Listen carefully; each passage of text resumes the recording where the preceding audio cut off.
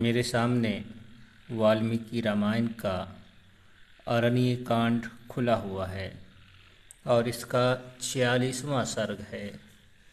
इसमें रावण और सीता जी के दरमियान बातचीत का तज़किरा है। देखिए, यहाँ लिखा है कि रावण का साधु वेश में सीता के पास जाकर उनका परिचय पूछना और सीता का आतिथ्य के लिए उसे आमंत्रित करना। मैं इसमें कुछ बातें पढ़ूंगा, आप खुद फैसला करेंगे कि आज के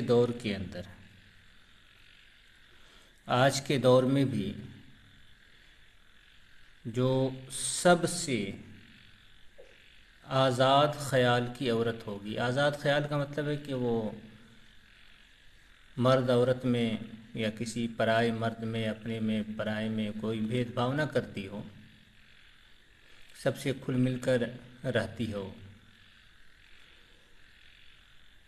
अगर ऐसी औरत के सामने भी, जिसको हमारे माहौल के अंदर, हिंदुस्तानी समाज के अंदर जिन महिला को या जिन लड़कियों को बहुत बुरी नज़र से देखा जाता है, उनको देखें और सीता जी को देखें तो आप अपने तौर पर फैसला करें कि कौन बेहतर है। क्योंकि मुझे बताने की, कहने की ज़रूरत नहीं है, मैं कुछ अपनी तरफ से भी नहीं कहूँगा, लेकिन ये लोग बोलते हैं तो जवाबन कुछ दिखाना पड़ता है, वरना किसी के पास इतनी फुर्सत नहीं है कि वो इस तरह की चीज़ें दिखाएं। लेकिन आप ख़ुद फैसला करेंगे, मैं पढ़ूँगा, आप ख़ुद फैसला करेंगे कि कौन ज़्यादा बेहतर है हिंदुस्तानी समाज के लिहाज से। तो देखिए, इसमें क्या है कि सीता जी जंगल में है, वनवासी की ज़िंदगी गुज़र रही है, जंगल में रह रही हैं और आखिरी समय ही है जंगल का लगभग। उसी में रावण आते हैं तो वो साधु का भेष बना करके, ब्राह्मण का भेष बना करके आते हैं। पैरों में जूते, कंधे पर डंडा, इस तरह से, और लिबास गिरवा लिबास, तो इस तरह से वो ब्राह्मण की सूरत में आते हैं सीता जी के पास। और सीता जी के पास आकर के क्या कहते हैं वो आप देखें। और देखें, मैं यहाँ से पढ़ता हूँ, ये 18 से है। आप देखेंगे कि अगर कोई आज के दौर के अंदर कोई लड़का किसी लड़की को इस तरह के अल्फाज से मुखातिब करे,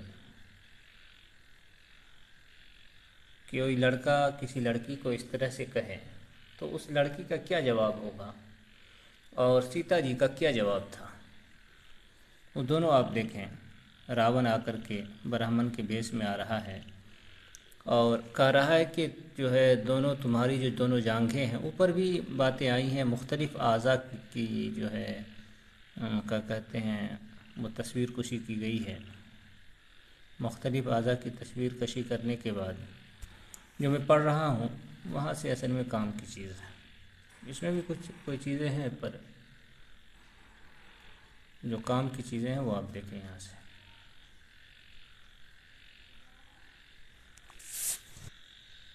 देखें, जहाँ से ये निशान लगा हुआ है वहाँ से मैं पढ़ रहा हूँ, आप सुने। लिखा है कि दोनों जांघें हाथी की सूंड के समान शोभा पाती हैं। जांघ जानते हैं किसको कहा जाता है? किसी लड़की से कहा जाए तुम्हारी जांघ, तो क्या कहना। और देखें यहाँ क्या है, तुम्हारे ये दोनों स्तन कहते हैं पिस्तान को, छाती को, लड़कियों की छाती जो निकली हुई होती है। तो उसके बारे में रावण सीता जी की छाती के बारे में कह रहे हैं कि तुम्हारे ये जो स्तन है, ये पुष्ट, गोलाकार, परस्पर सटे हुए, परग लब, मोटे, उठे हुए मुख वाले, कमनी, चिकने, ताड़ फल के समान आकार वाले, परम सुंदर और श्रेष्ठ मणि में आभूषणों से विभूषित है। तो यहाँ देखें ये जो 2 लाइन है, ये सिर्फ इतने 2 लाइन जो है में जो तारीफ़ें आई हैं वो सीता जी के स्तन के बारे में, छाती के बारे में आई है। आज के दौर के अंदर कोई भी इंसान किसी भी मनचली औरत से भी सरेआम या पीछे भी इस तरह के अल्फाज कह करके देखें, क्या जवाब मिलता है। यह हो गया। अभी देखें, बार बार इसी अल्फाज को देखेंगे दोहराते हुए रावण मिलेगा। सुंदर मुस्कान, रुचिर दत्त वाली और मनोहर नेत्र वाली, विलासिनी रमनी, देखें विलासिनी रमनी, तुम अपने रूप सौंदर्य से मेरे मन को वैसे ही हरे लेती हो जैसे नदी जल के द्वारा अपने तट का अपहरण करती है। देखें आगे, देखें क्या है। तुम्हारी कमर इतनी पतली है कि मुट्ठी में आ जाए, केश चिकने और मनोहर हैं, दोनों स्तन एक दूसरे से सटे हुए हैं। अब जाहिर सी बात है कि इस तरह से अब नज़र आ रहा होगा, जो भी हो खैर उस पर हमने बात नहीं करनी है।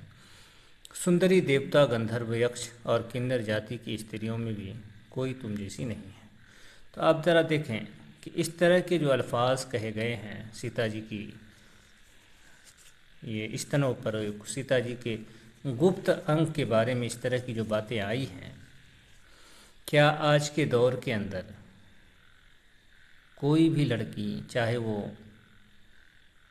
कितनी भी समाज में गिरी हुई हो समाज की नज़र से, क्या वो बर्दाश्त कर सकती है? नहीं कर सकती है, कभी भी नहीं। लेकिन देखें उसके बाद क्या है। और भी यहाँ तारीफ़ें आती हैं।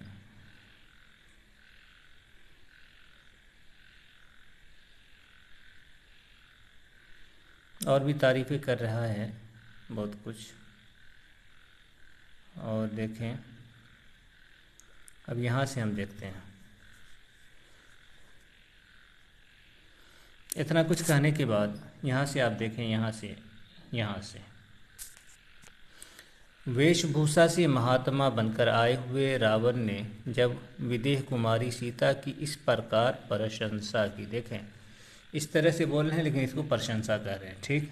तब ब्राह्मण वेश में वहाँ पधारे हुए रावण को देखकर मैथिली ने अतिथि सत्कार के लिए उपयोगी सभी सामग्रियों द्वारा उसका पूजन किया। देख रहे हैं, इस तरह के अल्फाज कहने वाले की पूजा हो रही है।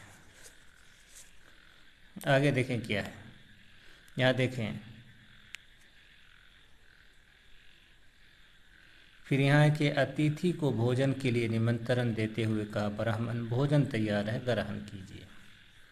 देखें कि पहले बैठने के लिए आसन दे, पैर धोने के लिए जल निवेदन किया। तदनंतर ऊपर से सौम्य दिखाई देने वाले उस अतिथि को भोजन के लिए निमंत्रण देते हुए कहा, ब्राह्मण भोजन तैयार है, ग्रहण कीजिए। और फिर नीचे वो है। तो खैर और भी बहुत सारी बातें हैं, उतना जो भी हो आपको नज़र आ रहा होगा पढ़ने अपने तौर पर।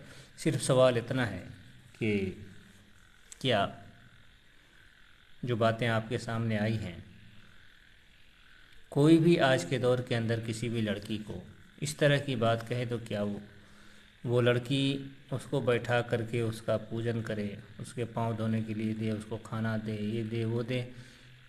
आज के दौर के अंदर भी कोई कितनी भी गिरी हुई लड़की हो ऐसी हरकत नहीं कर सकती है। तो मुझे बोलने का कोई शौक़ नहीं है, सिर्फ दिखाना है। मैं अपनी तरफ से कुछ नहीं बोल रहा हूँ, जो कुछ है वो अपने तौर पर आप देख सकते हैं। तो पूरी कहानी का निचोड़ क्या है? आप तो ये समझेंगे ये है वो है, ये है वो है, नहीं है। जब तक आप पूरी जो इनकी धार्मिक पुस्तकें हैं अगर नहीं पढ़ेंगे पूरे तौर से, और तो आपको बात समझ में नहीं आएगी। हिंदू धर्म में आप देखें तो ब्राह्मण को पूरा छूट मिला होता है,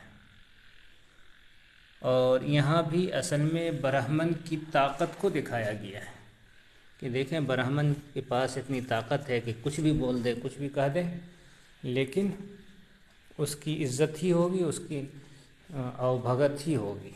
तो ये चीज़ असल में है। तो यहाँ पर ये दिखाया गया। आप हिंदू धर्म के अंदर देखें तो अब महाभारत ही को देख लें, उसके शुरू ही में ये बातें लिखी हुई हैं, जहाँ लिखा है कि बच्चे मतलब लड़के जो हैं वो 12 किस्म के होते हैं।